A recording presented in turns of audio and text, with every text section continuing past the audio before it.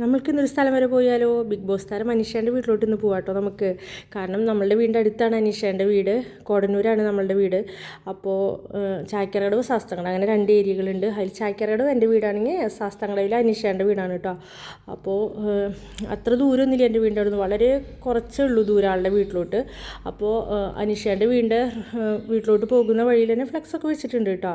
അപ്പോൾ ഈ കോടന്നൂർ സെൻറ്റർ എന്ന് പറഞ്ഞാൽ കുറച്ച് വലിയൊരു സെൻറ്ററാണ്. കോടന്നൂർ സെൻറ്റർ എന്ന് പറഞ്ഞാൽ ശാസ്താംകടവിലോട്ട് പോണ വഴിയിലാണ്. അതായത് കോടന്നൂർ സെൻറ്ററിൽ നിന്ന് കുറച്ചുള്ളൂ ശാസ്താംകടവിലോട്ട്.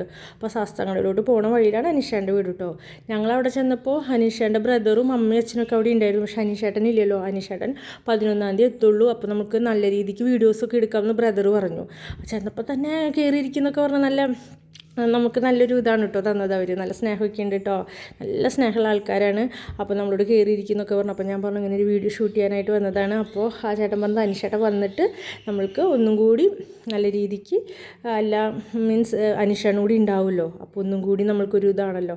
അപ്പോൾ അനീഷേട്ടൻ കപ്പൊക്കെ കൊണ്ടുവരട്ടെ, കോടന്നൂർക്കാർക്ക് സന്തോഷമാവട്ടെ എന്ന് നമ്മൾ വിചാരിക്കണം. അപ്പോൾ അനീഷേട്ടൻ വന്നിട്ട് നല്ല വീഡിയോ ഒക്കെ നമ്മളിടാം. അപ്പോൾ ഇന്നത്തെ വീഡിയോ ഇഷ്ടമെങ്കിൽ എല്ലാവരും സബ്സ്ക്രൈബ് ചെയ്യുക, ലൈക്ക് ചെയ്യുക. Bye bye. നാളെ കാണാം കേട്ടോ.